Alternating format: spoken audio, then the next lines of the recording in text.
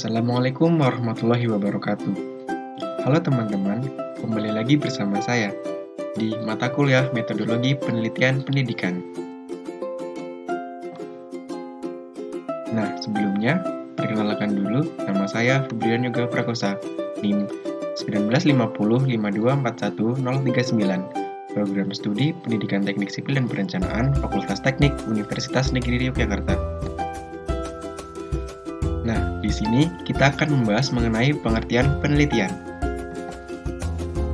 Apa sih itu penelitian? Penelitian adalah upaya atau cara kerja yang sistematis dengan tujuan menjawab pertanyaan atau permasalahan dengan jalan mengumpulkan data dan merumuskan generalisasi berdasarkan data tersebut.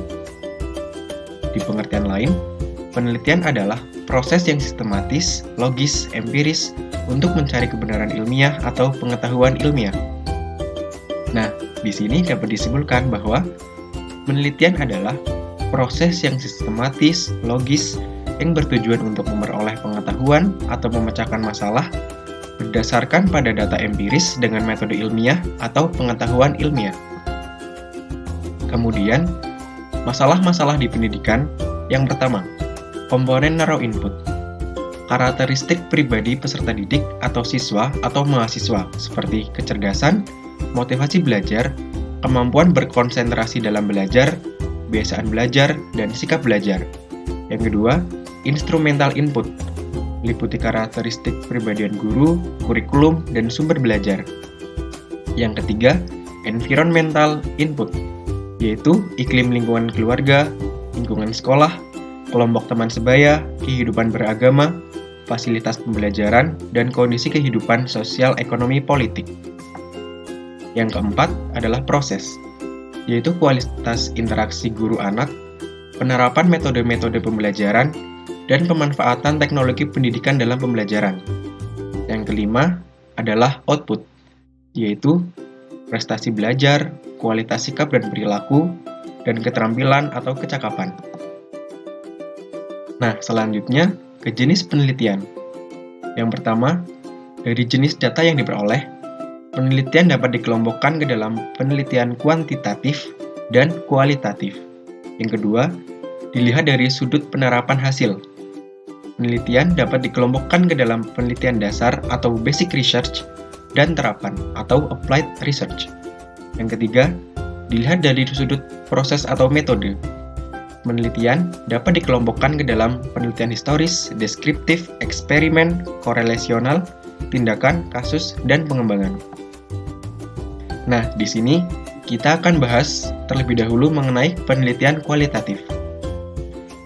Penelitian kualitatif adalah penelitian dengan strategi inquiry yang menekankan pada pencarian makna, pengertian, konsep, karakteristik, gejala, simbol, maupun gambaran akan fenomena yang terjadi dalam suatu masyarakat atau lingkungan tertentu.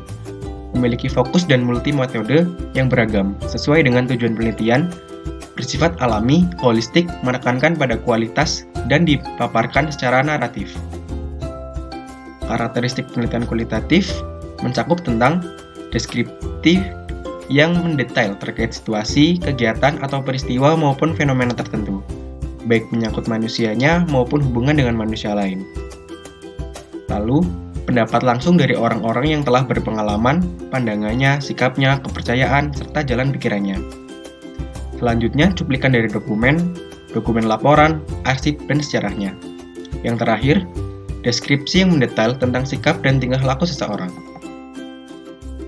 Di jenis penelitian kualitatif ada 6. Yang pertama yaitu studi kasus, yang kedua histori, yang ketiga fenomenologi, yang keempat deskriptif, yang kelima etnografi, dan yang keenam atau yang terakhir etnometodologi.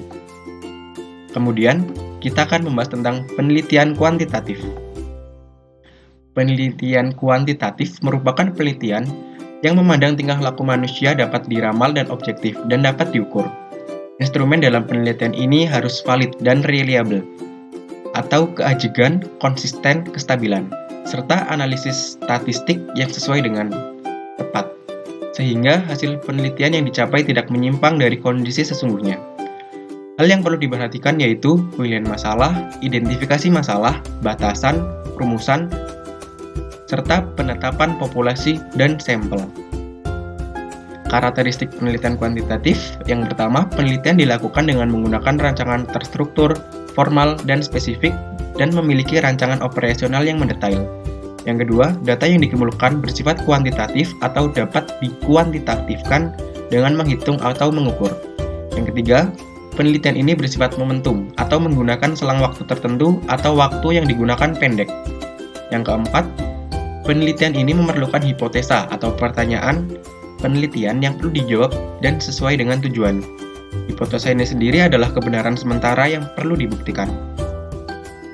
Jenis penelitian kuantitatif juga ada 6. Yang pertama, eksploratif, yang kedua, deskriptif, yang ketiga, korelasional, yang keempat, kausal komparatif, yang kelima, tindakan, dan yang keenam, eksperimen. Nah, kita lanjut pada permasalahan yang diangkat sebagai judul penelitian skripsi oleh saya. Latar belakang. Dapat dilihat pada gambar tersebut, pandemi di Indonesia mengakibatkan pembelajaran di SMK Negeri 2 Yogyakarta menggunakan sistem blok. Sistem ini dilakukan dengan 50% siswa melakukan pembelajaran tatap muka pada minggu 1 hingga 10, kemudian 50% lainnya melakukan pembelajaran tatap muka pada minggu ke-11 hingga 20. Masalah. Siswa melakukan pembelajaran secara daring dan luring secara bergantian. Pada saat pembelajaran daring, siswa hanya diberikan materi dasar konstruksi menggambar bangunan dengan menggunakan aplikasi perangkat lunak AutoCAD, tanpa adanya penjelasan cara install dan penggunaan aplikasi tersebut. Kemudian, pada saat pembelajaran luar jaringan yaitu praktik AutoCAD, siswa diminta langsung menggambar. Keterbatasan siswa dalam pemahaman aplikasi AutoCAD dan cara menginstal aplikasi tersebut menjadi permasalahan yang sangat berarti. Lalu, apa yang harus dilakukan? Hal yang penting untuk dilakukan adalah dengan menyediakan modul pendamping bagi siswa. Modul pendamping ini diberikan untuk pemahaman dalam menggunakan aplikasi perangkat lunak seperti AutoCAD. Dalam modul ini, berisikan cara install aplikasi, kemudian cara setting aplikasi, pengenalan garis, shortcut, hingga hasil outputnya nanti. Terima kasih penjelasan dari saya. Jika ada kesalahan, saya mohon maaf. Wassalamualaikum warahmatullahi wabarakatuh.